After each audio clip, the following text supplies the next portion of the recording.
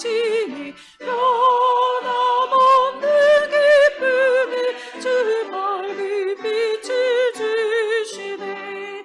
땅과 하늘 만물들이 주의 솜씨 빛내고 별과 천사 노래 소리 끊임없이 드높아 물과 숲과 산과 글자 들판이나 바다나 모든 만물 주의 사랑 기뻐 찬양하여라. 우리 주는 사랑이요 복의 근원이시니 삶이 기쁜 샘이 되어 바다처럼 넘치네.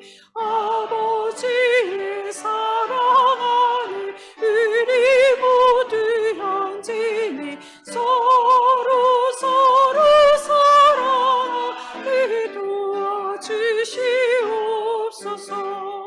새벽별의 노래 따라 힘찬 찬송 부르니 주의 사랑 줄이 되어 한만 되게 하시네. 노래하며 행진하여 싸움에서 이기고 승전가를 높이 불러 주께 영광 돌리세. 아멘.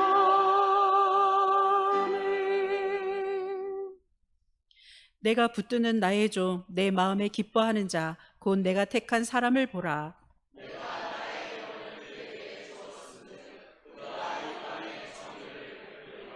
그는 외치지 아니하며 목소리를 높이지 아니하며 그 소리를 거리에 들리게 하지 아니하며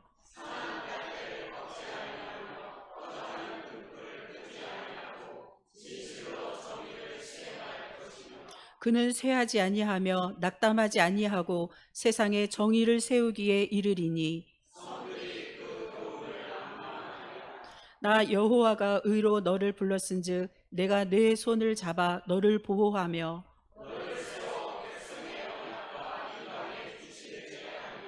내가 눈먼 자들의 눈을 밝히며 갇힌 자를 감옥에서 이끌어내며 아멘.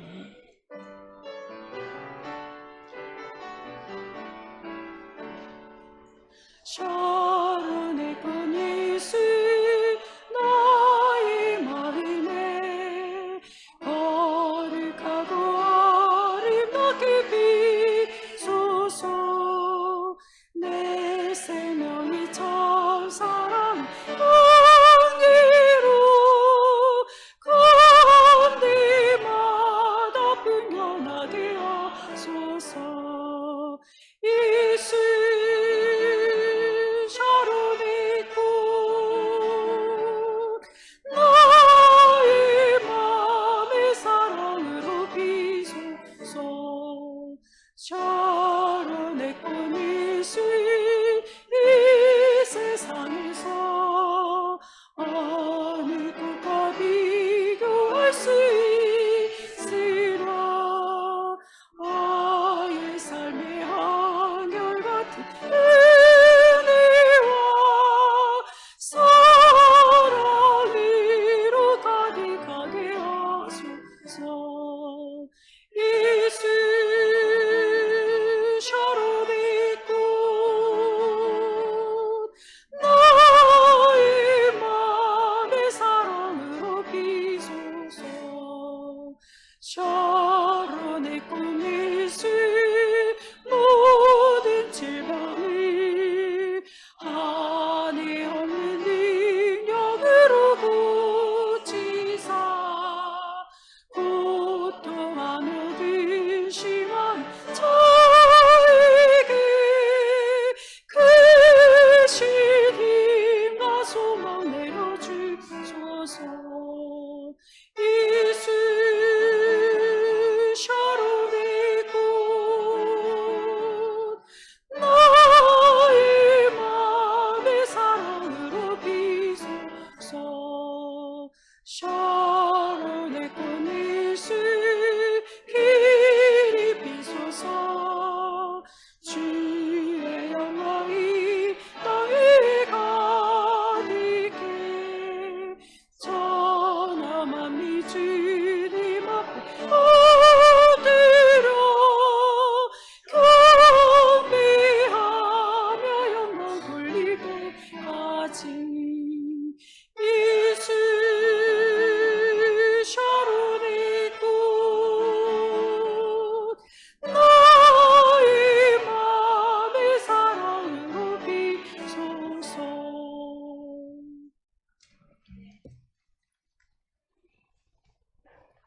사랑과 은혜가 풍성하신 하나님 아버지, 지난 6개월 동안에도 저희 교회와 가정을 지켜주시고 여기까지 인도하신 은혜에 감사드립니다.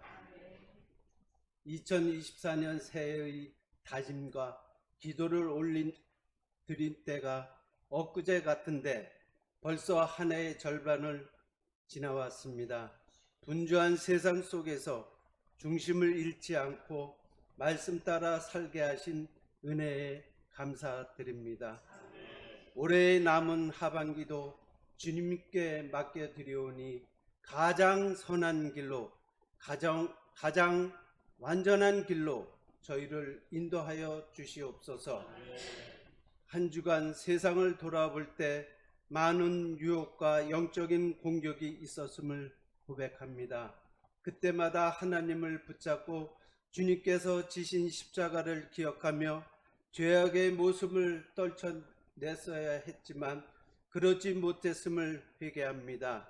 육체의 소유과 세상의 쾌락을 쫓아가는 탕자와 같은 삶에서 벗어나 세상이 줄 수 없는 평안과 사랑 안에 거하는 저희가 되게 하여 주시옵소서. 이제는 주님을 닮은 모습으로 성령이 9가지 열매를 맺으며 세상 가운데 선한 영향력을 끼치는 성도들로 자라게 하여 주시옵소서. 한국 교회 가운데 드리워진 영적 그늘 가운데에서도 저희 교회를 부흥시켜 주시고 많은 일꾼들을 보내 주시옵소서. 어려운 시대 가운데서 영적 전진 기지가 되게 하여 주시고 복음을 밝히는 횃불이 되게 하시고 세상에 큰 울림을 주는 이전과는 다른 모습의 거룩하고 정결하고 깨끗한 교회가 영적 각성을 위하여 쓰임받는 우리 교회가 되게 하여 주시옵소서. 하순의 전교인 여름 수련회를 통하여 주님을 인격적으로 만나는 귀한 역사가 일어나게 하여 주시옵소서. 올 하반기에는 국가적으로나 경제적으로나 좋은 소식이 더욱 많이 들려오게 하시고 팍팍해진 삶이 풀릴 수 있도록 인도하여 주시옵소서. 육신의 질병, 마음의 질병으로 고통받는 자들에게도 위로의 손을 내미사 아픔과 치유되는 놀라운 역사가 나타나게 하여 주시옵소서. 하나님의 마음과 뜻을 전파하실 때 모세처럼 붙들려 강력하게 쓰임받는 목사님 되게 하여 주시고 말씀을 해석하시고 그것을 정리하실 때 성령님께서 지혜를 더하여 주시고 온전한 하나님의 말씀으로 잘 전파될 수 있도록 인도하여 주시옵소서. 영육간의 강건함을 더하여 주시고 더운 여름철 육신이 지치지 않도록 주께서 붙들어 주시옵소서. 임마누엘 찬양단에 찬양을 올려드리며 이 모든 말씀 예수님의 이름으로 기도합니다. 아멘.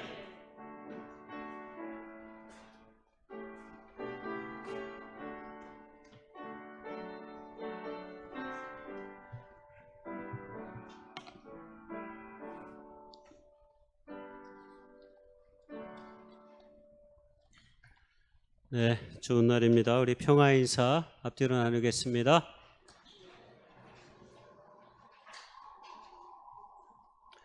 예, 마주보고도 인사하겠습니다. 안녕하세요.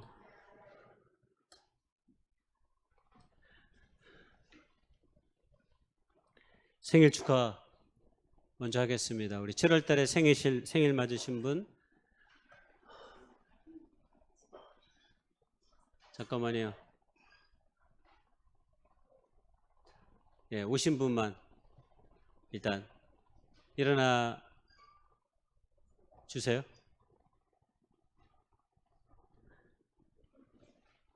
생일 축하 우리 하겠습니다. 자, 노래 2번 박수 치면서.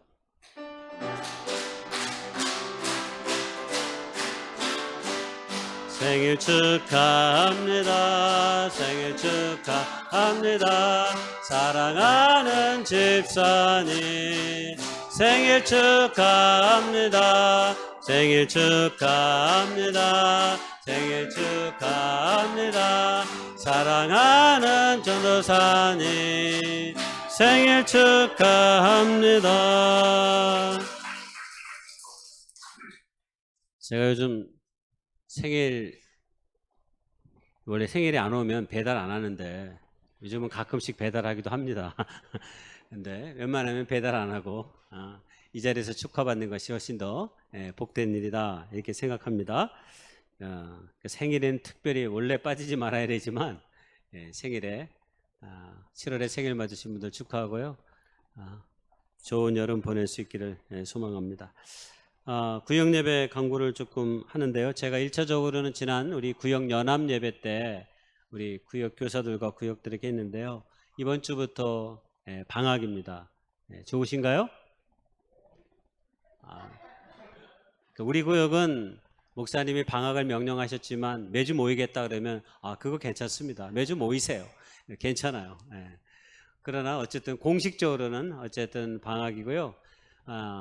두 개의 미션이 있는데 하나는 구역 여름나기 우리가 예전에 했었죠. 구역별로 말 그대로 그냥 놀러 가는 겁니다. 여름에 계곡이든 바다든 어디든 놀러 가셔서 사진을 잘 찍으셔서 어디에 올리는 거? 밴드에 올려주시면 됩니다. 그래서 또 잘 노신 구역을 제가 어떻게 해요? 또 선물을 주죠. 잘 어느 구역이 재밌게 행복하게 잘 놀았는지. 그래서 7월 달에는 그렇게 밴드에다가 우리가 이렇게 여름나기를 잘했습니다 라고 올려주시면 되고요. 8월 달에는 역시 구역별로 모이는데 이내는 놀러 가는 게 아니라 좋은 찻집에서 차를 마시면서 제가 구역별로 어떤 미션을 줬잖아요. 그래서 이제 다시 한번 제가 카톡방에 공지할 텐데 구역장님 카톡방에 우리 구역이 갖고 있는 어떤 비전과 목표와 계획을 한번 세워볼 수 있는 기회가 됐으면 좋겠다. 그래서 우리 구역은 이런 구역이 되었으면 좋겠다라고 하는 이야기들을 구역장님의 인도하에 좀 나누려고 해요. 그래서 그 어떻게 나눌 것인지에 대한 안내는 제가 구역장 카톡방을 통해서 조금 고지하려고 하고 구역장 교육을 통해서 제가 그때 얘기를 조금 나누려고 해요. 그래서 7월 달에 구역장 교육을 하고 그래서 그 얘기를 조금 나누면 이제 8월 달에 그 티타임을 하시면 됩니다. 아시겠죠? 그래서 이번 구역 여름나기 기간에 구역장님들하고 구역 교사들은 2번에 걸친 구역장 구역교사 교육이 있습니다.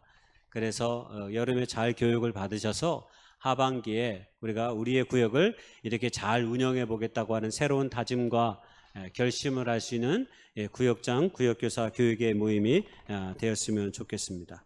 여름나기 일정은 자체적으로 구역별로 잡아주시고 행사를 진행하시면 되겠습니다. 구역장 및 구역교사 교육은 제가 추후에 구역장 구역교사 교육방에 카톡방에 날짜를 다시 한번 공지하도록 하겠습니다. 그렇게 기억하시면 되겠고요. 세 번째는 여기 순서에는 없는데 어저께 이번에 키르기스탄으로 선교 가는 학교의 대학 교목실을 중심으로 해서 여러 교회 몇 분들하고 이렇게 선교팀이 만들어져서 이번 7월 마지막 주에 키르기스탄으로 선교 여행을 갑니다. 근데 거기서 이제 캠프를 진행하려고 하는데 한복이 혹시 있으면 조금 이렇게 걷어서 주시면 그때 키르기스탄의 주일학교 어린이부 학생부 이 캠프 때 한복 입기 체험, 요새 K 문화가 또 인기잖아요. K 문화 모르세요? K 문화? 저만 아시나? 한국의 이 K-팝 문화를 비롯해서 이 K 문화가 드라마, 뭐 노래, 뭐 여러 가지들이 막 인기가 많아요. 특별히 이제 중앙아시아나 동남아시아에도 인기가 많아서 이번에 한복 입기 체험 이런 캠프를 하려고 하나 봐요. 그래서 좋은 한복이 있으면, 좋은 한복이 아니라 안 입는 한복, 내가 있지만 잘 안 입는 한복이 있으면 좀 주시면 좋겠다라고 우리 교육자협의회 이제 좀 부탁을 해왔어요. 그래서 제가 이제 공지를 했고, 우리 교회에서도 제가 수요일까지만 걷습니다. 단 수요일까지. 제가 목요일날 교육시장을 만날 계획이 있어가지고 목요일날 전해주려고 해요. 그러니까 혹시 내가 집에서 잘 안 입는 한복 있으시면 수요일까지 교회로 교회 카페로 갖다 주시면 그거 그대로 키르기스탄에 잘 포장을 해가지고 선물로 갖다 줄 예정입니다. 네, 한복 다 있으시죠? 네, 없으신. 네, 안 입는 것이어야 됩니다. 내가 지금 필요한 거는 내시면 절대 안 되고, 안 입는 거, 지금 당장. 근데 또 너무 또 안 좋으면 그것도 또 안 돼요. 너무 허름한 거, 뭐 그런 거는 근데 별로 그럴 일이 없어요. 왜냐면 대부분 한복은 한두 번밖에 안 입어가지고 거의 다 생생하게 보관되어 있을 가능성이 많거든요. 그러니까 제가 수요일까지만 교회 이 카페에 갖다 놓으시면, 그냥 포장 안 하시고 갖다 놓으시면 포장은 내가 따로 할 테니까 갖다 놓으시면 제가 목요일 날 전해드리도록 하겠습니다. 특별한 뭐 수련회 이제 우리가 포스터도 만들고 하고 있는데요. 이것도 제가 구역장 카톡방에 공지해야 되는데, 이번 주까지 구역장님들은 자기 구역, 특별구역은 제가 하겠지만 자기 구역에 물론 다 가시겠지만 뭐 그래도 정확하게 인원을 체크해 주셔서 저에게 보고해 주시면 좋겠습니다. 구역장 카톡방에 올려주시면 돼요. 우리 구역은 몇 명이고 명단을 반드시 적어야 됩니다. 사람만 적으면 안 되고요. 숫자만 적으면 안 되고 명단을 적어주셔서 카톡방에 알려주시면 좋겠습니다. 그럼 마지막 광고, 지금 세례 받기로 하신 분이 현재까지 2명인데 2분이 계신데, 혹시 더 이번 주까지만 제가 받겠습니다. 왜냐하면 다음 주부터 이제 세례 교육을 해야 되기 때문에 혹시 세례 받기 아직 미처 세례를 받지 못했거나 아니면 혹시 타교단에 있다가 약식 세례를 받아서 혹시 침수 세례를 받기를 원하시는 분이 있다면 이런 기회에 또 세례를 받을 수 있으니까요. 혹시 아직 세례 받지 못하신 분이 있다면 이번 기회에 우리가 수련회 때 세례 받을 수 있는 하나님의 은혜를 우리가 함께 누렸으면 좋겠습니다. 특별한 공지 없으시면 주의 만찬 시간 갖도록 하겠습니다. 주의 만찬 마태복음 16장 26절의 말씀인데, 우리가 한 목소리로 오늘은 같이 하나님께 봉독해 올리겠습니다. 시작. 사람이 만일 온 천하를 얻고도 제 목숨을 잃으면 무엇이 유익하리요? 사람이 무엇을 주고 제 목숨과 바꾸겠느냐? 최근 우리 사회에서 이름 없이 안타까이 죽어가는 영혼들을 생각하면서 마음이 많이 무겁고 아팠습니다. 유명한 사람들은, 잘난 사람들은 신문에 그 이름도 실리고, 그리고 그 죽음에 많은 사람이 애통해하고 아파합니다. 그런데 공장에서 이름 없이 죽어간 그 귀한 영혼들은 잠시 우리의 마음에 머물렀다가 금방 눈 녹듯 사라질 때가 많이 있습니다. 세상에는 이 모양 저 모양으로 이름 없이 상처받은 영혼들, 상한 영혼들이 많이 있습니다. 그리고 오늘 때로 우리 안에도 있습니다. 늘 우리가 우리의 것들에 매몰되고 분주해서 우리 가까이 있는, 때로 이름 없이 안타까이 생명을 잃은 사람들을 너무 쉽게 잃어버리고 놓치는 것은 아닌가, 그런 생각을 해봤습니다. 성경은 가난한 영혼들이, 상처 입은 영혼들이, 이름 없는 영혼들이 하나님의 나라의 주인이라고 우리에게 명백히 말씀하십니다. 오늘 우리는 이 떡과 이 잔을 통해서 그렇게 예수님께서 그 한 영혼을 살리기 위해 십자가에 못 박혀 죽으신 그 은혜를 우리가 기억하는 이 주의 만찬을 우리는 매주 고용합니다. 이것을 매주 이 떡과 이 잔을 대하는 이유는 그 주님의 사랑을 이제 우리의 것으로 삼아 세상의 모든 영혼들, 특별히 이름 없이 빛도 없이 살아가는 고통받고 상처받은 그 영혼들을 위해 다가감의 발돋움이 아닐까 하는 생각을 해봅니다. 이런 우리들에게 기독교적 신앙을 가졌던 1983년에 발표된 고정이라고 하는 시인이 상한 영혼을 위하여 라고 하는 시가 하나 있습니다. 상한 갈대라도 하늘 아래서는 한 계절 넉넉히 흔들리거니 뿌리 깊으면요 밑둥 잘리어도 새수는 돋거니 충분히 흔들리자 상한 영혼이요 충분히 흔들리며 고통에게로 가자. 뿌리 없이 흔들리는 부평초입이라도 물거이면 꽃은 피거니 이 세상 어디서나 개울은 흐르고 이 세상 어디서나 등불은 켜지듯 가자 고통이여 살맛대고 가자. 외롭기로 작정하면 어딘들 못 가랴. 가기로 목숨 걸면 지는 해가 문제랴. 고통과 서름의 땅 허헐 지나서 뿌리 깊은 벌판에 서자 두 팔로 막아도 바람은 불듯 영원한 눈물이란 없느니라. 영원한 비탄이란 없느니라. 캄캄한 밤이라도 하늘 아래선 마주 잡을 손 하나 오고 있거니. 오늘 그 마주 잡은 손이 이 떡과의 잔을 통해서 우리에게 다가오는 줄 믿습니다.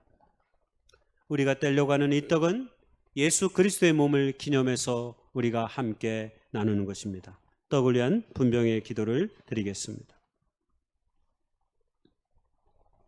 먹음을 통해 몸의 생명이 유지되듯 이 떡을 떼는 우리의 삶이 이 땅 가운데서 온전한 자유를 얻게 하옵소서. 고통 중에라도 눈물 중에라도 하나님의 사랑이 우리 안에 있음을 알게 하옵소서. 예수님의 이름으로 감사하며 기도드렸사옵나이다. 아멘.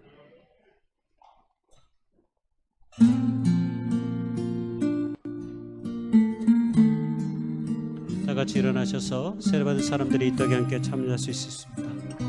아직 세례받지 못하신 분들이 있다면 이런 기회를 통해서 주님의 은혜와 사랑을 고백하며 나아갈 수 있는 기회가 있기를 원합니다. 우리 묵상하며 나아가겠습니다. 널 얼마나 사랑하는지 넌 아니. 혼자 눈물 흘릴 때 난 더 많은 눈물 흘려야만 했는데 때론 혼자라 힘들다고 말할 때 난 늘 옆에 있었는데 넌 날 보지 않고 혼자라 느꼈을 뿐 그런 난 또 외로웠었지. 때론 슬픔과 아픔이 찾아와 널 힘들게 만든다 해도 난 믿고 있지. 넌 이 모든 걸 이겨낼 수 있다고. 우리가 받으려고 하는 이 잔은 주님의 보혈의 피를 기념해서 함께 나누는 것입니다. 그 잔을 위해 기도하겠습니다. 죽음보다 더한 사랑이 없음을 오늘도 십자가를 통해 가르쳐 주신 주님을 기억합니다. 우리도 그렇게 살게 하소서. 예수님의 이름으로 감사하며 기도했습니다. 아멘. 내 몸도 아파도 나는 널 포기하지 않아. 이 세상 다툰 날 때까지 함께함을 약속해.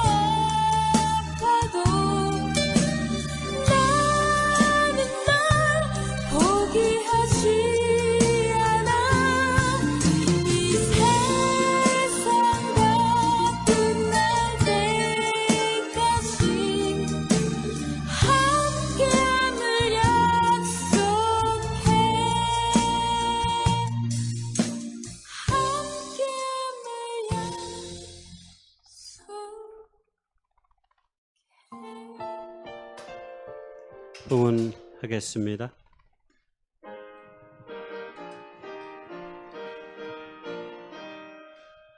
내 마음과 정성을 다하사 주 너의 하나님을 사랑하라.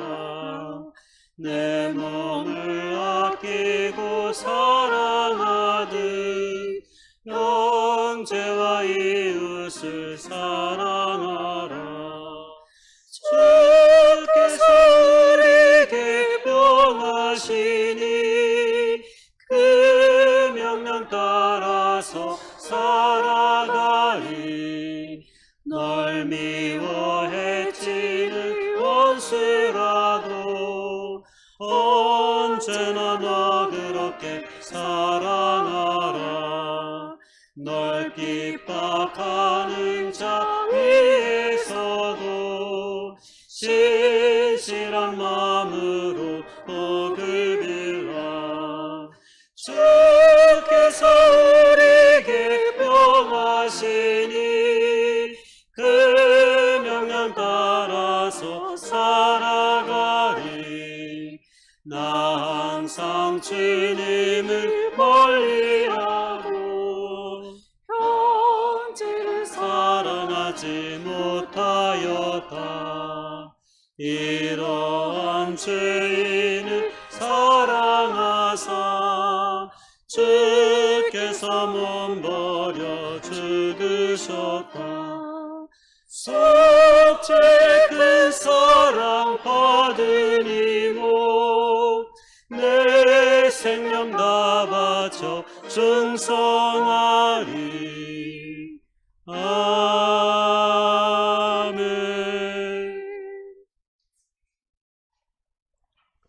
거룩하신 하나님, 오늘도 감사합니다. 일상의 삶의 가운데서 하나님을 기억하며 패역한 세상의 한가운데서도 온전히 주님을 예배하며 나아올 수 있도록 인도해 주신 것을 감사합니다. 이 시간 빈손 들고 나오지 아니하고 우리의 마음과 정성을 하나님 앞에 드릴 수 있도록 인도해 주신 것 무엇보다 감사합니다. 물가는 오르고 금리는 높아지며 삶은 피폐해지는 것이 오늘 우리가 경험하는 세상입니다.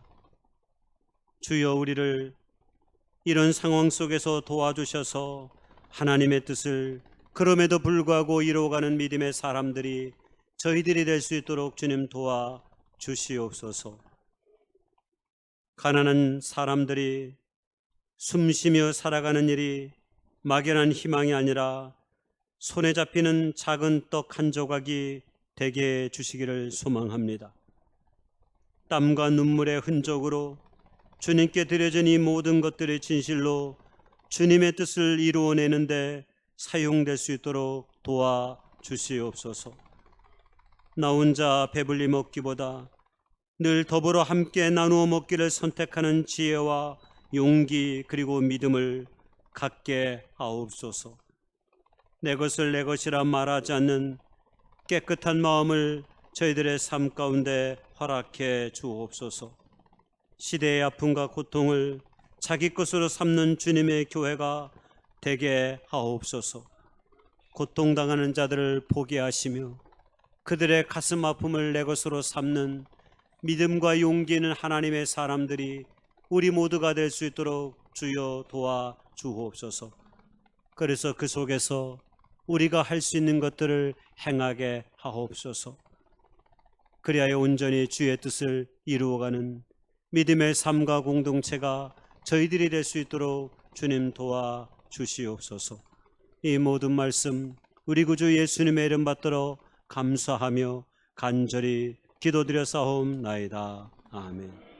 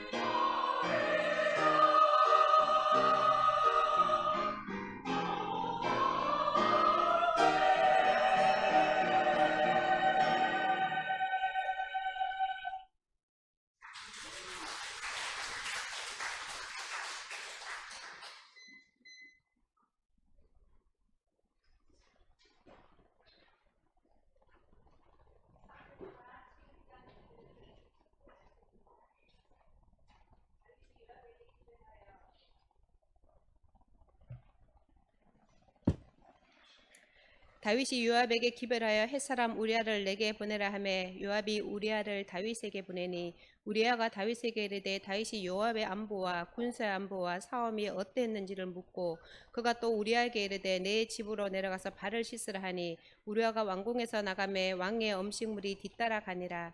그러나 우리아는 집으로 내려가지 아니하고 왕궁 문에서 그의 주의 모든 부하들과 더불어 잔지라. 어떤 사람이 다윗에게 이르되 우리아가 그의 집으로 내려가지 아니하였나이다. 다윗이 우리아에게 이르되 내가 길 가다가 돌아온 것이 아니냐 어찌하여 내 집으로 내려가지 아니하였느냐 하니 우리아가 다윗에게 이르되 언약궤와 이스라엘과 유다가 야영 중에 있고 내 주 요압과 내 왕의 부하들이 바깥 들에 진치고 있거늘 내가 어찌 내 집으로 가서 먹고 마시고 내 처와 같이 자리이까. 내가 이 일을 행하지 아니하기로 왕의 살아계심과 왕의 혼의 살아계심을 두고 맹세하나이다 하니라. 다윗이 우리아에게 이르되 오늘 또 여기 있으라. 내일은 내가 너를 보내니라. 우리아가 그날에 예루살렘에 머무니라. 이튿날 다윗이 그를 불러서 그로 그 앞에서 먹고 마시고 취하게 하니 저녁때 그가 나가서 그의 주의 부하들과 더불어 침상에 눕고 그의 집으로 내려가지 아니하니라. 아침이 되면 다윗이 편지를 써서 우리아의 손에 들려 요압에게 보내니 그 편지에 서서 이르기를 너희가 우리아를 맹렬한 싸움에 앞세워 두고 너희는 뒤로 물러가서 그를 맞아 죽게 하라 하였더라. 요압이 그 성을 살펴 용사들이 있는 것을 아는 그곳에 우리아를 두니 그 성 사람들이 나와서 요압과 더불어 싸울 때에 다윗의 부하 중 몇 사람이 엎드러지고 햇사람 우리아도 죽으니라. 요압이 사람을 보내 그 전쟁의 모든 일을 다윗에게 보고할세 그 전령에 명령하여 이르되 전쟁의 모든 일을 내게 왕께 보고하기를 마친 후에 혹시 왕이 노하여 내게 말씀하기를 너희가 어찌하여 성에 그처럼 가까이 가서 싸웠느냐 그들이 성 위에서 쏠 줄 알지 못하였느냐 여룻배셋의 아들 아비멜렉을 쳐 죽인 자가 누구냐 여인 하나가 성에서 맷돌 윗짝을 그 위에 던짐에 그가 데메셋에서 죽지 아니하였느냐 어찌하여 성에 가까이 갔더냐 하시거든 내가 말하기를 왕의 종 햇사람 우리아도 죽었나이다 하라. 전령이 가서 다윗에게 이르러 요압이 그를 보낸 모든 일을 다윗에게 아뢰어 이르되 그 사람들이 우리보다 우세하여 우리를 향하여 들러 나오므로 우리가 그들을 쳐서 성문 어기까지 미쳤더니 활 쏘는 자들이 성 위에서 왕의 부하들을 향하여 쏘매 왕의 부하 중 몇 사람이 죽고 왕의 종 햇사람 우리아도 죽었나이다 하니 다윗이 전령에게 이르되 너는 요압에게 이같이 말하기를 이 일을 걱정하지 말라. 칼은 이 사람이나 저 사람이나 삼키느니라. 그 성을 향하여 더 힘써 사와 함락시키라 하여 너는 그를 담대하게 하라 하니라. 우리아 아내는 그 남편 우리아가 죽었음을 듣고 그의 남편을 위하여 소리내어 우니라. 그 장례를 마침에 다윗이 사람을 보내 그를 왕궁으로 데려오니 그가 그의 아내가 되어 그에게 아들을 낳으니라. 다윗이 행한 그 일이 여호와 보시기에 악하였더라. 마태복음 1장 6절 말씀. 이새는 다윗 왕을 낳으니라. 다윗은 우리아의 아내에게서 솔로몬을 낳고.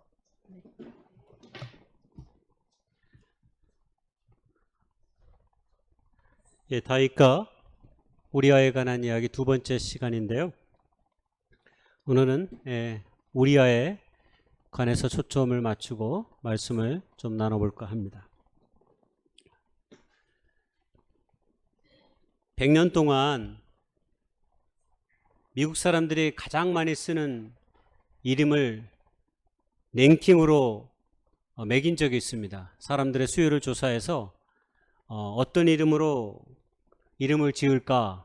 우리는 보통 장명소를 찾아가고 철학관을 찾아가지만 미국 사람들은 어딜 갈까요? 주로 성경을 들여다봅니다. 그래서 성경을 들여다보니까 랭킹 1에서 100위까지 명단을 쭉 소개하는데 대부분 성경에 나오는 이름입니다. 남자 1번이 제임스입니다. 야고보입니다. 여자 1위는 마리아입니다. 그리고 그 밑에도 많이 있고 존도 있고 미체엘도 있고 미체엘은 미카엘, 그 다음에 데이비드 이렇게 나오잖아요. 성경 이름이 많이 있는데 오늘 우리가 생각하는 그 유명한 이스라엘의 왕 다윗은 몇위? 5위입니다. 5위. 미국 사람들 중에 데이비드가 많습니다. 데이비드 차 한국 사람들도 앞에 데이비드를 많이 붙여요. 데이비드가 이제 우리말로 얘기하면 다윗입니다. 다윗이라는 이름은 이렇게 많은 사람들에게 인기가 있습니다. 한마디로 기독교의 영향 아래 있는 거죠. 특별히 남자들에겐 5번째로 그 이름을 사용할 정도로 사람들에게 칭송받고 있고 인기 있는 왕의 이름입니다. 여러분, 이왕이면 좋은 사람의 이름을 내 이름으로 삼고 싶지, 세상으로부터 지탄받고 있는 사람의 이름을 내 것으로 삼으려고 하는 사람이 어디 있겠어요? 아마 저 많은 이름 중에 유다는 없을 거예요. 그렇죠? 누가 자기 이름을 유다로 삼겠어요? 누가 빌라도로 삼겠어요? 이런 이름을 자기 이름으로 삼고 싶은 사람은 없습니다. 그래서 많은 사람들은 다윗의 이름을 사용합니다. 왜냐? 다윗은 역사상, 특별히 이스라엘 민족의 역사상 가장 위대한 왕이었고 하나님의 사랑과 축복을 받은 사람이었으며 하나님의 마음에 합한 자라고 불림을 받을 정도로 위대한 왕의 모습을 우리에게 보여줬기 때문입니다. 그러나 그랬던 다윗이 우리가 잘 알듯이 하나님 보시기에 악한 범죄를 저질렀습니다. 바로 우리 아내를 범하고 나서 하나님 앞에서 하나님이 그 마음이 다윗을 보고 참으로 마음이 괴롭고 자기가 보기에 악하였다라고 앞서 우리가 읽었던 사무엘하 11장 27절의 말씀을 통해서 우리가 배웠습니다. 여호와 보시기에 악하였더라. 다윗이 행한 일들을 보고 하나님의 마음은 저렇게 표현되었습니다. 그런데 저기에서 끝난 것이 아니라 다윗은 결국 하나님께 용서함을 받았습니다. 왜냐하면 그가 하나님 앞에 진실로 자기의 죄를 고백했기 때문입니다. 그게 시편 51편에 잘 나타나 있습니다.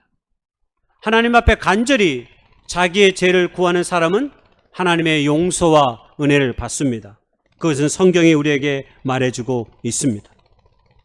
그래서 시편 51편은 얼마나 처절하게 다윗이 자기의 죄를 하나님 앞에 회개하고 고백했는지를 보여주는 이야기죠. 이렇게 다윗은 잘못을 저질렀지만 그의 잘못이 하나님의 용서함을 받고 이후로도 당당한 왕의 모습으로 살아갑니다. 그러면 우리아는 어떤가요? 우리아는 어떤가요? 우리는 우리아의 삶을 생각해 볼 필요가 있습니다. 성경이 이렇게 아무 이유 없이 한 사람이 억울하게 죽음을 당해도 그냥 되는 것입니까? 우리아는 너무나 안타깝고 억울한 죽음입니다. 여러분, 그가 죽임을 당한 것은 뭘 잘못해서가 아닙니다. 우리아는 잘못한 것이 하나도 없습니다. 그냥 충성스러운 군인으로서 살다가 갑작스러운 죽음에, 그 죽음도 적의 화살에 맞아 죽은 것이긴 하지만 형식적으로는 죽게 내버려둔 계획적인 살인의 음모에 죽음을 당했다 해도 과언이 아닙니다. 한마디로 우리아는 영문도 모르고 죽음을 당한 것입니다. 때로 우리 사회에서도 지난 몇 년 사이에 이러한 죽음이 많이 있었습니다. 지난주에는 화성 아리셀에서 많은 사람들이 안타까운 죽음을 당하였습니다. 우리는 이런 무고한 죽음들의 의미를 깊이 새겨야 합니다. 우리가 이 죽음들을 깊이 생각하지 않는다면 이러한 죽음은 쉴 새 없이 끊임없이 우리의 삶 가운데 일어날 수 있기 때문입니다. 그리고 미안하지만 언젠가 그것이 때로 우리의 일이 될 수도 있기 때문입니다. 무슨 이야기를 말씀드리고 싶으냐면 한 사람의 생명을 우리가 귀히 여기는 그 사실, 그 의미를 우리가 놓쳐서는 안 된다라고 하는 것입니다. 그래야만 이후에 똑같은 일들이 벌어지지 않도록 할 수 있기 때문입니다. 그 사람이 이방인이든 그 사람이 우리나라 사람이든지 말입니다. 한 사람의 생명을 가볍게 여기는 세상은 좋은 세상이 아닙니다. 성경은 언제나 한 사람의 생명을 살리려고 몸부림치는 하나님의 놀라운 은혜를 우리가 목격하고 있지 않습니까? 하나님은 그렇게 한 생명을 살리기 위해 몸부림치는데 우리는 한 사람의 생명쯤이야 라고 가볍게 취급한다면 그것은 미안하지만 하나님의 생명의 말씀에서 벗어나는 일이고 우리가 생각하는 궁극의 복음이 우리 안에 없는 것입니다. 오늘 우리가 살펴볼 우리아도 여러분 이스라엘 사람이 아닙니다. 이방인 헷족 속의 사람입니다. 가나안 족속의 헷족 속의 사람이지만 그는 귀화하여 이스라엘 사람이 되었습니다. 그리고 다윗에게 인정을 받아 충성스러운 군인 37명을 성경에서 언급하는데 놀랍게도 그의 이름이 있습니다. 햇사람 우리아라 이상 총수가 37명이었다. 다윗의 용사들은 이러하니라 하면서 8절에 소개하면서 마지막에 우리아까지 얘기하고 딱 끝나요. 그만큼 우리아는 다윗의 충성스러운 장군으로 인정받은 사람이었습니다. 그냥 평범한 일개 군인이 아니라 다윗에게 충성스러운, 오늘날로 얘기하면 중대장, 대대장쯤 되는 그런 사람이었어요. 이런 충성스러운 종인 우리아가 억울한 죽음과 배신을 당했습니다. 그가 믿고 의지했던 왕에게, 그리고 직속상관인 요압 장군에게 배신을 당하고 억울한 죽음을 당했습니다. 그것뿐입니까? 왕에게는 사랑하는 아내도 빼앗겼습니다. 한순간에 자신의 생명도 아내도 다 잃어버린 사람, 그 사람이 우리아입니다. 여러분, 세상에 이것보다 더 억울한 사람이 있을까요? 그래서 저는 오늘 우리아를 기억해내야 된다고 여러분에게 말씀드리고 싶습니다. 그리고 이 우리아가, 하나님은 이 우리아를 어떻게 바라보고 계시는지, 어떻게 생각하시는지를 오늘 여러분에게, 우리가 자칫 놓치기 쉬운 그 우리아를 여러분에게 소개해드리고 싶습니다. 오늘 집사님이 사무엘하 11장을 읽었는데 거기 우리아에 대한 이야기 쭉 나오는데 우리아가 단 한 번 얘기합니다. 눈치채신 분이 있었겠지만 그 말씀, 많은 말씀 가운데 우리아의 자기 고백은 딱 한 번밖에 안 나와요. 11절에. 사무엘하 11장 11절에 우리아의 유일한 고백이 나와요.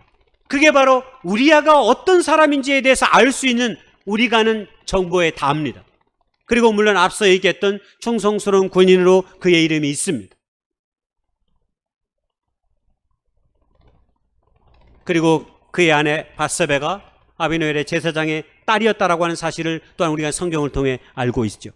그러나 오늘 저는 11장 11절에 초점을 맞추어서 우리아가 어떤 사람인지, 우리가 이 사람을 왜 쉽게 잊어버리면 안 되는 사람인지를 여러분에게 소개하고 싶습니다. 이 구절은 다윗 왕이 밧세바의 범죄를 숨기기 위해 우리아를 전선에서 불러냈습니다.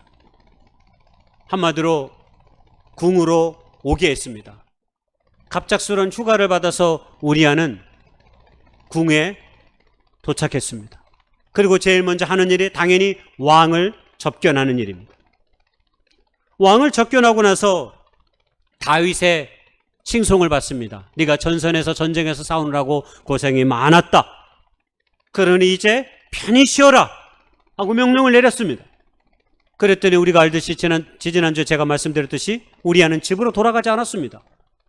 왕이 베풀어준 음식을 먹고 그냥 성문 앞에서 집으로 돌아가지 않고 거기서 잠을 청했습니다. 그 소식이 다윗 왕에 들려지니까 다윗 왕이 깜짝 놀랐습니다. 이게 어찌 된 일이냐.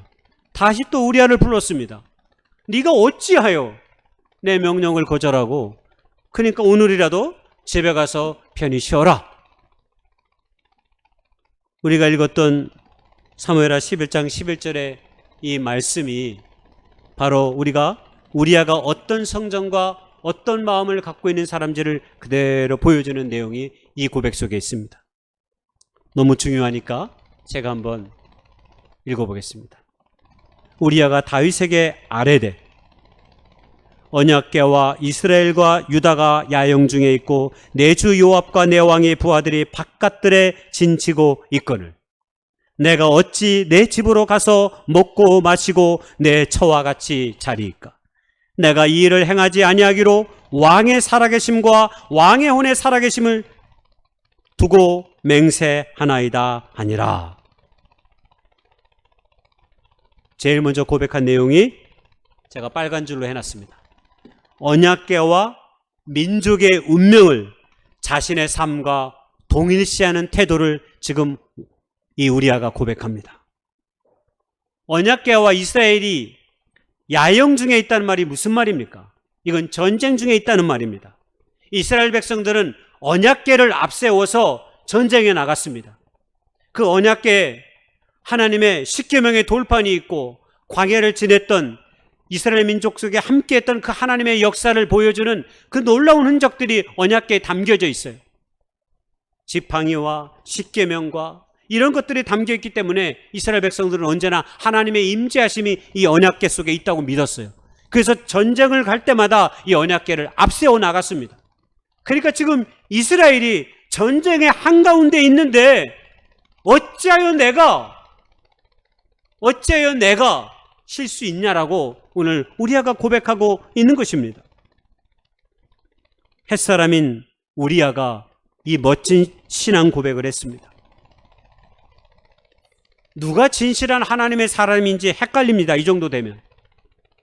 우리가 아는 다윗은 민족과 혈통과 가문과 지금까지 하나님의 인도하심과 그리고 그의 광야 생활에 함께 하셨던 그 하나님의 놀라운 은총을 덧입은 자의 삶이었는데, 그런 다윗이 이런 고백을 해도 모자랄 터인데 도리어 이방 민족의 출신인 우리아가 이 놀라운 고백을 하고 있는 것입니다. 한마디로 다윗 왕은 자신의 잘못을 숨기기에 급급한데 헷 족속인 우리아는 하나님 앞에서 신앙인으로서 풍모를 보여주고 있는 것이 바로 이 고백입니다. 우리아의 이름이 여호와는 나의 빛이다, 이런 뜻을 갖고 있습니다. 물론 다윗도 이름이 예뻐요. 사랑받는 자, 이런 뜻입니다. 여호와는 나의 빛이다. 우리아의 이름이 왜 이 이름인지를 알려주는 고백이 저 말씀 속에 있는 거죠. 여러분, 왕 앞에서 신하가, 군인이 그것도 두 차례나 불려와 가지고 왕의 명령을 거절해. 그리고 이런 고백을 해요. 여러분, 이게 쉬운 일입니까?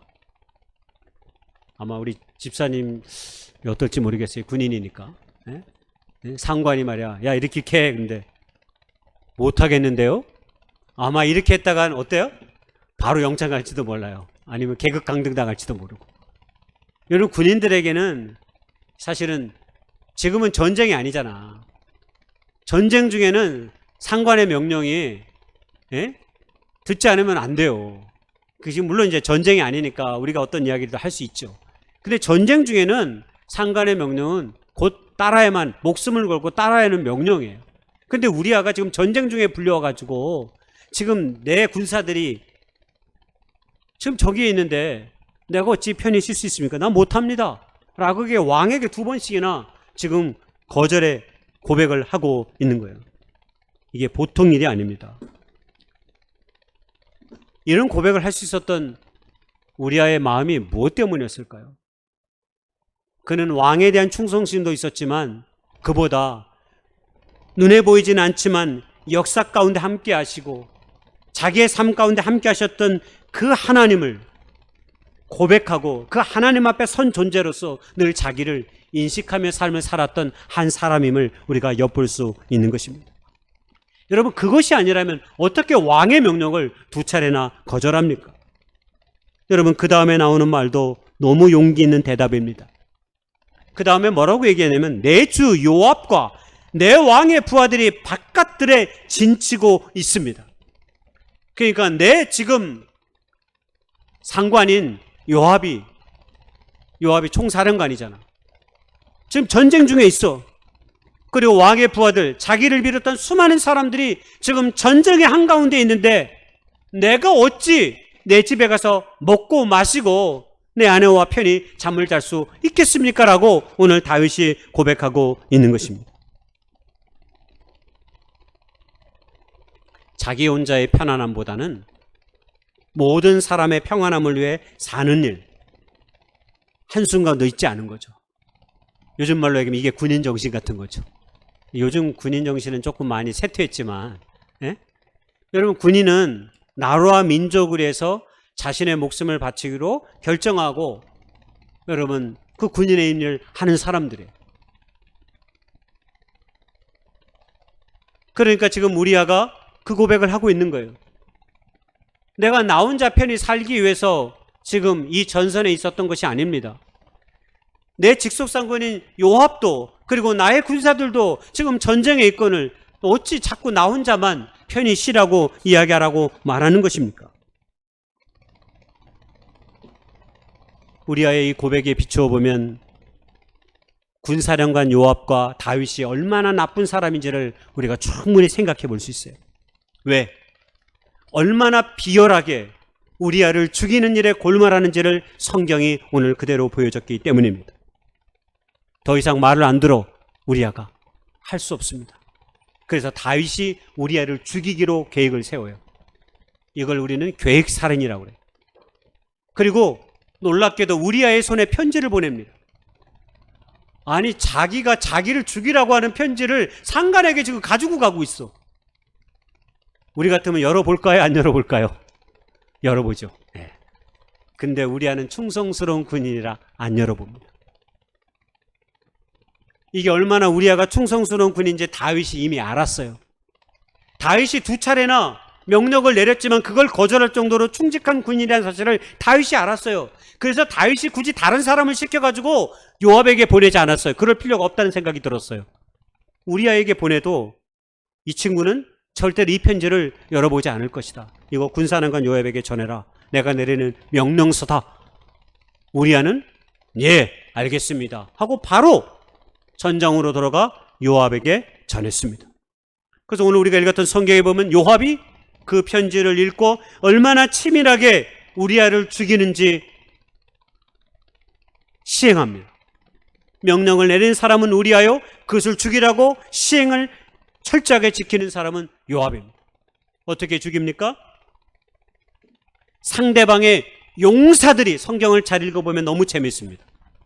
너무 의미가 있습니다. 상대방의 용사들이 있는 곳이라고 그랬어요. 그냥 일개의 병사들이 아니라 용사들이 있는 곳에 우리아와 몇몇의 병사들을 같이 앞으로 보냅니다. 여기서 또 가슴 아파요. 이 말씀을 읽다 보면 우리아는 그렇게 죽을 수 있지만 그 같이 간 병사들은 또 무슨 죄가 있습니까?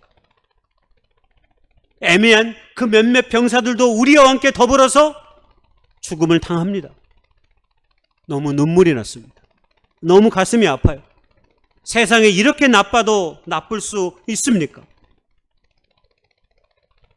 이렇게 충성스러운 우리아를 왕과 사령관은 계획을 짜서 우리아를 죽이는 이 처참한 상황을 도대체 우리는 어떻게 이해하고 받아들일 수 있어야 합니까? 이것이 다 다윗의 욕심 때문이었습니다. 자신의 범죄를 감추기 위해서 수단과 방법을 가리지 아니하고 자기 부하 장수를 죽이는 일에 사령관과 함께 애를 쓴 것입니다. 여러분, 우리도 얼마든지 그럴 수 있습니다. 세상을 하면서 내 안에 욕심이 가득 차 있으면 다른 사람의 아픔, 고통에 잘 안 들어와요. 내가 어떤 일에 성공하기 위해서, 내가 어떤 일을 성취하기 위해서 다른 사람 한 사람쯤 죽어도 괜찮다고 생각하면서 자신의 욕망을 구가합니다.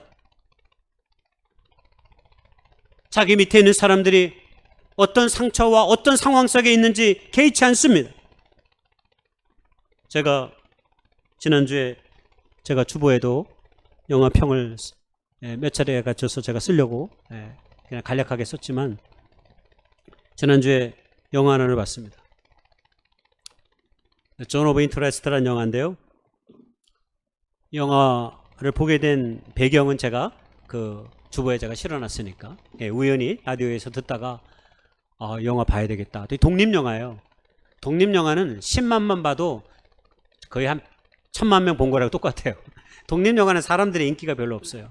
이 2023년에 독립영화로 제출해서 놀랍게도 오스카상을 받기도 했는데 내용은 뭐냐면 아우슈비츠 수용 소장의 가족의 이야기예요.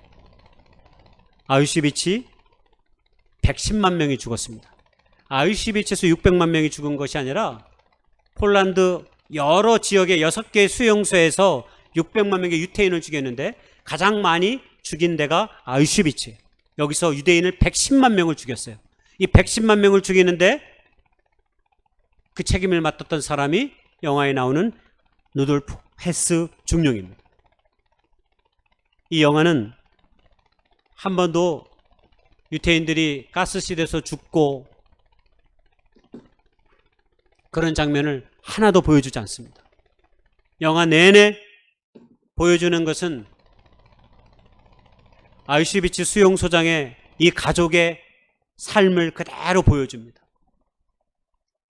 아내는 자기 남편과 더불어 이 아우슈비츠, 이 폴란드 이 작은 도시에 와가지고 3년 동안 열심히 정원을 가꿔요. 꽃들, 나무들이 엄청 많습니다. 수영장도 만들어 놓고요. 이 수용소장의 가족을 보여줘요. 가족을. 물론 가끔씩 아우슈비츠의 참혹함을 알려주는 것이 보여지긴 합니다. 뭐로? 소리로. 그리고 담장 너머 굴뚝으로. 수용소장의 집은 아우슈비츠 담벼락이 붙어 있습니다.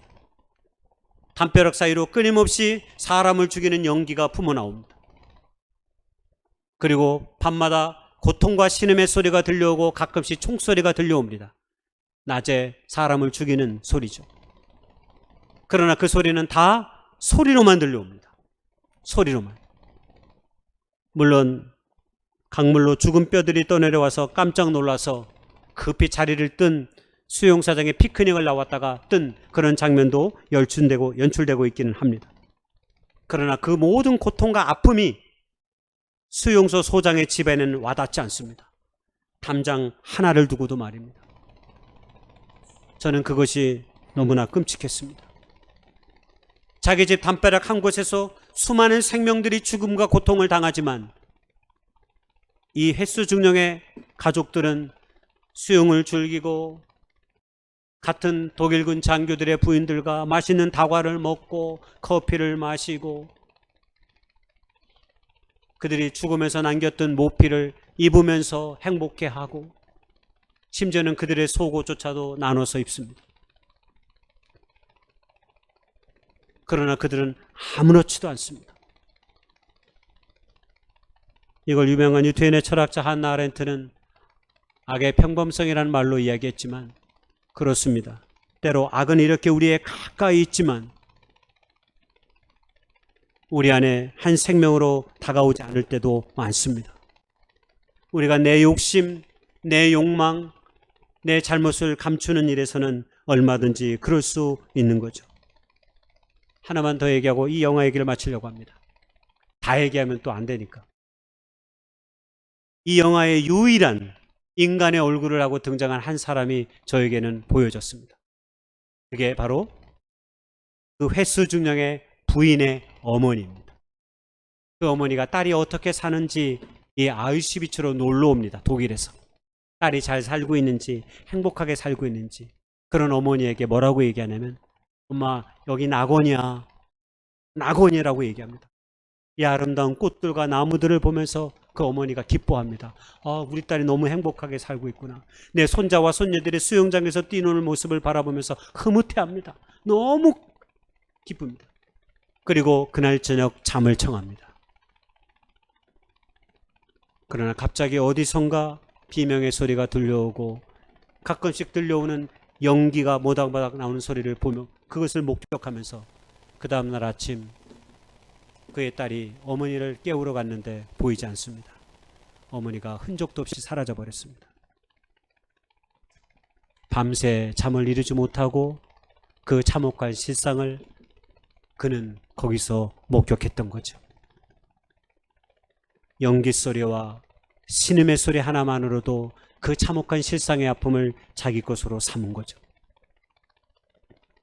우리 안은 오늘 자신의 죽음으로 어쩌면 역설적으로 자기의 욕심을 위해 자기의 범죄적 사실을 감추기 위해 아무렇지 않게 사람을 죽이거나 죽이도록 내버려 두고 사는 때로 우리 시대의 불순함을 오늘 우리 안은 자신의 죽음을 통해 그리고 이 고백을 통해서 우리에게 보여주는 것은 아닌가 합니다.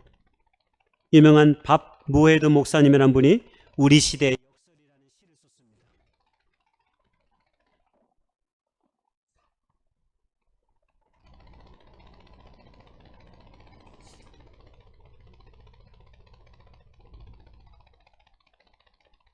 예, 시 한번 읽어보겠습니다. 다 안 읽고요. 조금만 읽을게요. 오늘날 우리 시대를 바라보면서 역설로 우리에게 이야기해주는 내용입니다. 건물은 높아졌지만 우리의 인격은 더 작아졌고, 고속도로는 넓어졌지만 시야는 더 좁아졌다. 소비는 많아졌지만 기쁨은 더 줄어들었고, 집은 커졌지만 가족은 더 적어졌다. 학력은 높아졌지만 상식은 더 부족하고, 지식은 많아졌지만 판단력은 더 모자란다. 돈을 버는 법은 배웠지만 나누는 법은 잊어버렸고, 평균 수명은 늘어났지만 시간 속에 삶의 의미를 넣는 법을 상실했다. 저는 책에 가장 감동 있게 읽었던 문장이 시간 속에서 삶의 의미를 넣는 법을 상실했다고 하는 이 구절이었습니다. 그렇습니다. 내 삶이 편하다고 모든 것이 편한 것은 아닙니다. 언제나 하나님은, 성경 속 하나님은 아벨의 부르심에 귀를 기울이시는 분이셨고, 애굽에서 고통받고 있는 이스라엘 백성들의 신음에 응답하는 분이셨음을 우리는 잊어서는 안 됩니다. 이런 우리아의 신앙과 삶에 대해 하나님이 어떻게 다윗에게 보응하는지 오늘 성경을 통해 우리에게 보여줍니다. 하나님은 다윗의 이 범죄를 모른 채 하지 않았습니다. 나단이라고 하는 선지자를 다윗에게 보내주었습니다. 그리고 명확하게 갚아주셨습니다. 여러분, 오늘 우리가 읽었던 말씀은 사무엘하 11장이었습니다. 그런데 12장 2절 1절에 12장 1절에 하나님이 나단을 다윗에게 보냅니다. 저는 이것이 굉장히 중요하다고 생각합니다. 제가 말씀을 읽다가 깨달은 거예요. 이 시간의 간극이 중요해요. 이 시간의 간극이 뭐냐면 다윗이 밧세바와 동침해서 아들을 낳을 때까지의 시간입니다. 10개월의 시간이 지났다는 거예요. 그리고 하나님께서 나단 선지자를 보내셨어요. 여기서 이제 우리가 좀 많은 생각을 해야 돼요. 다윗이 10개월이 지난 시간 동안 안심했을까요? 안 했을까요? 안심했을 것입니다. 우리아도 죽었고 완전 범죄에 아마 확신이 차 있었을 것입니다. 그리고 밧세바의 나의 자녀도 낳았습니다. 이때까지 다윗은 회개하지 않았다는 것을 알 수 있어요. 이때까지 다윗은 자기의 죄를 하나님 앞에 고백하지 않았습니다. 왜? 우리아가 죽었으니까 이제 확신했거든요. 그러나 그가 저지른 범죄가 얼마나 끔찍합니까? 여러분, 우발적 살인과 계획 살인은 완전히 성격이 달라요. 제가 이것 때문에 법도 찾아봤습니다. 법을 찾아봤어요. 법전을 뒤적거렸어요. 형법조 250조, 253조. 저게 나오죠. 제가 이거구나.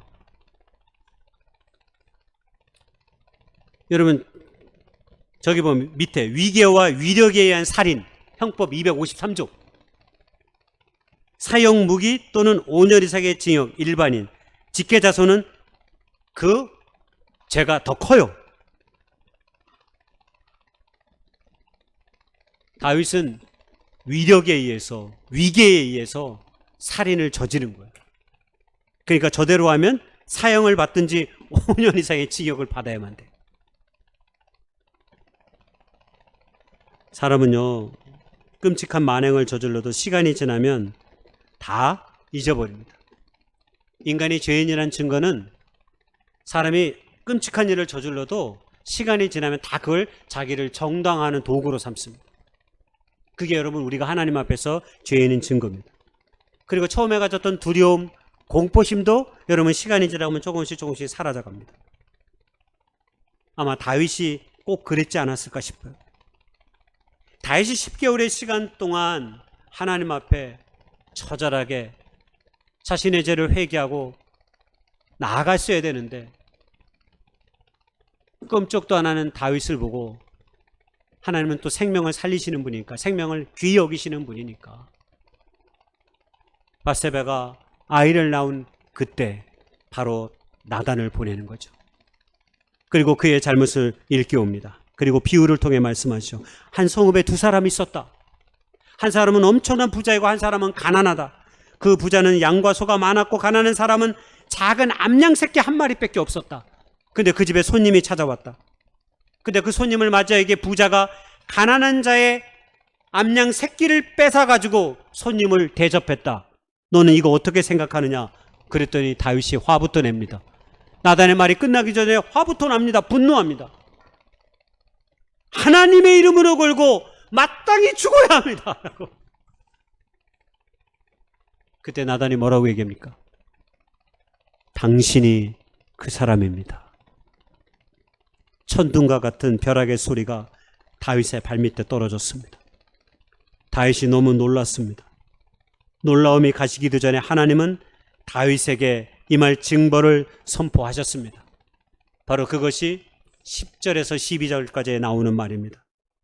칼이 네 집에서 영원히 떠나지 않게 하겠다. 네 집에 재앙이 일어날 것이고 내 눈앞에서 내 아내들이 빼앗겨질 것이다. 이런 징벌을 하나님께서 다윗에게 내립니다. 그리고 그것뿐입니까? 제가 제일 감동했던 거, 하나님이 어떻게 다윗의 이름을, 아니 우리아의 이름을 신원하여 주시는지, 그게 바로 마태복음 1장 6절의 말씀입니다. 이새는 다윗왕을 낳으니라. 다윗은 우리아의 아내에게서 솔로몬을 낳고. 여기 우리아의 이름이 나와요. 여러분, 마태복음 1장 예수님의 족보에 가는 것입니다. 우리도 한때 족보 타령을 많이 했습니다. 그렇죠? 예? 제가 이번 설교 준비해서 찾는 게 많았어요. 제가 제 족보도 찾아봤어요. 얘가 어떻게 되는지 제가 찾아보니까 진주하에 실황공파 29대 손이더라고. 예.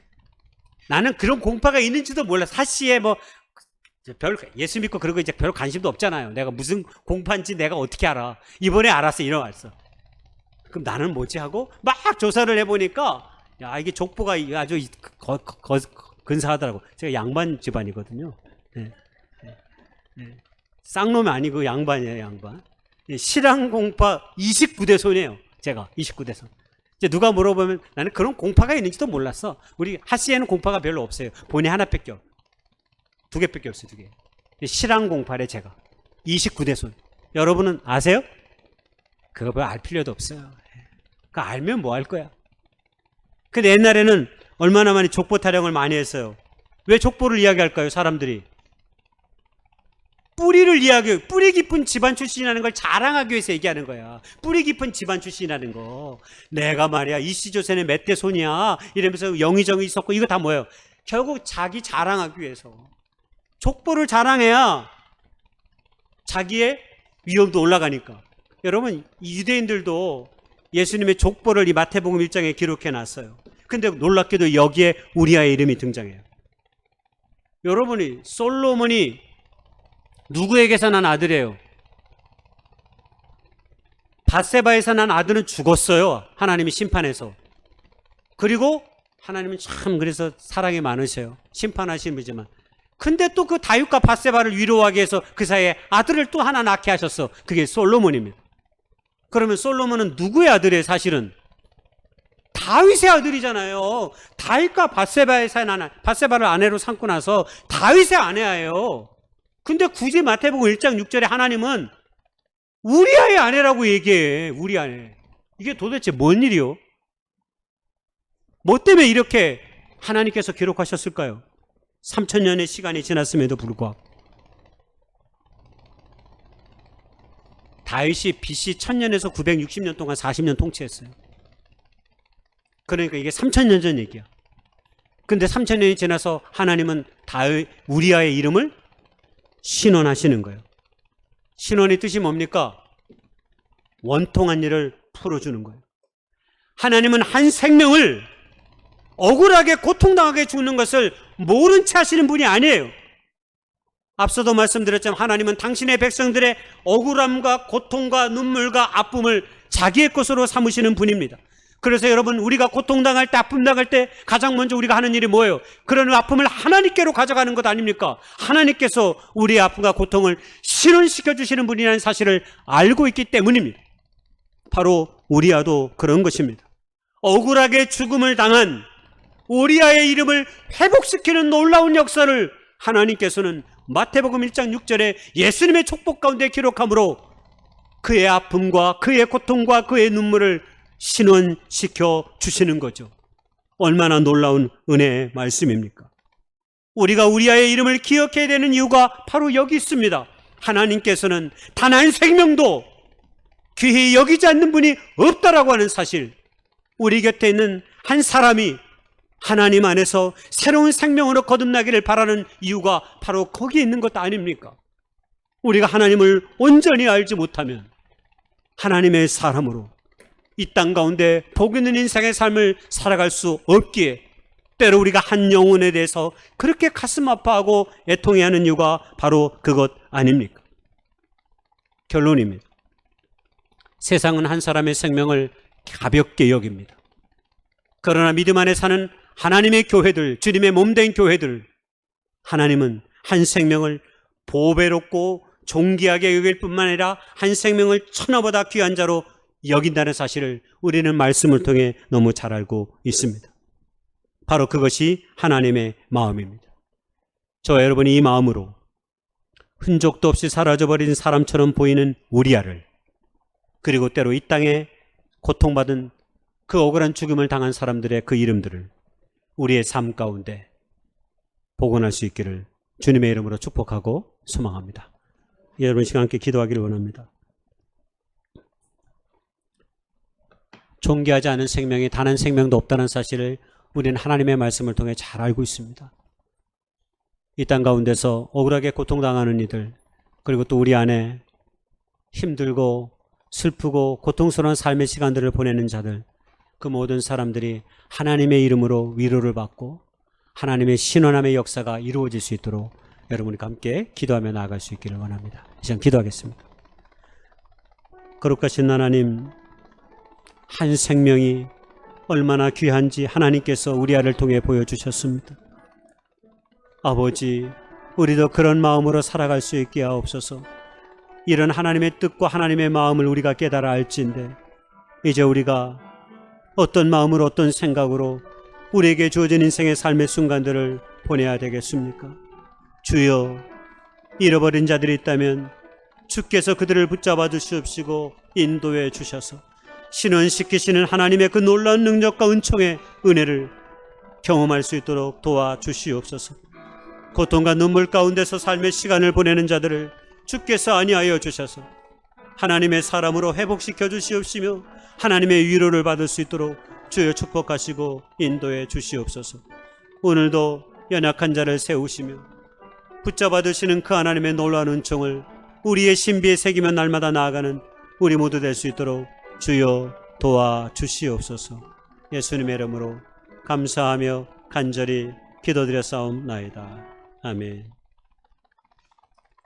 우리 다 같이 일어나셔서 선한 능력으로 함께 찬양드리기 원합니다.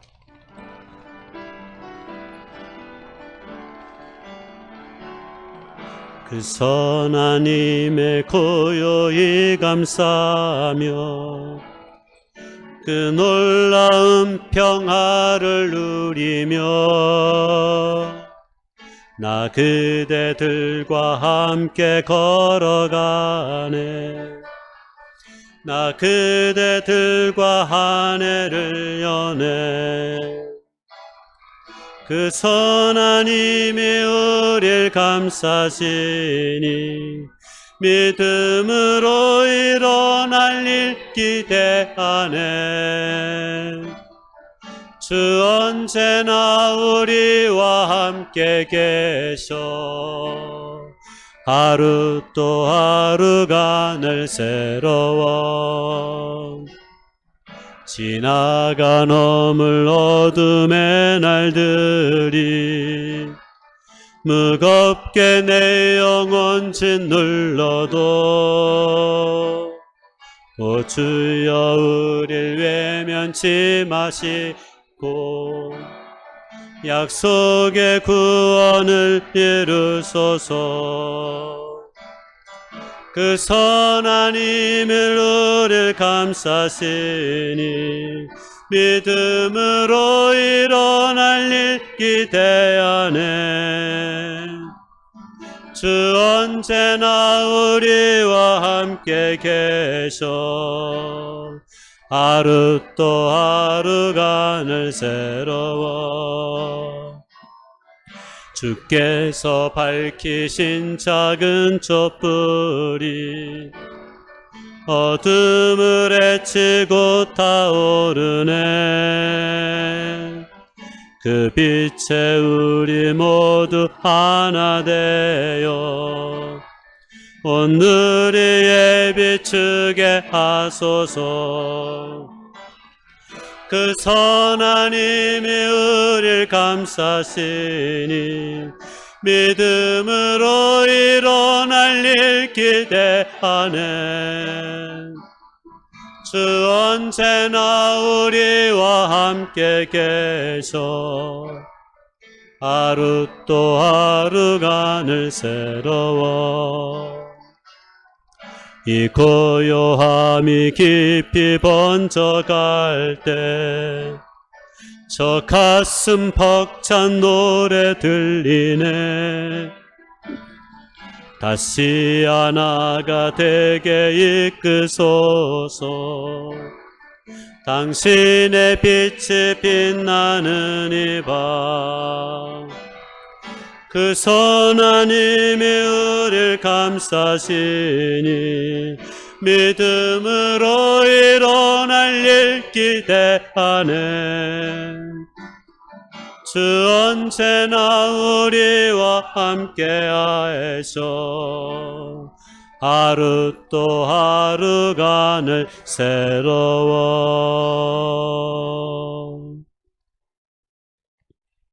이제는 2000년 전에 이 땅에 오셔서 허물 많고 죄 많은 저희들을 구속하시기 위해 십자가에 못 박혀 죽으신 우리 구주 예수님의 은혜와 우리 아버지 하나님의 극진하신 사랑과 성령님의 감화 감동 내주 충만 교통하심의 역사가 오늘 충성스럽게 자신의 사명을 감당했던 우리 아이의 모습을 보고 그의 삶을 회복시키시는 그 놀라운 하나님의 은혜를 온전히 깨달으며 나아가기를 소망하는 춘천교회 모든 식구들과 이 예배 참여한 모든 사람들 위해 지금부터 영원까지 함께 하시기를 우리 구주 예수님의 이름으로 간절히 축원하옵나이다. 아멘.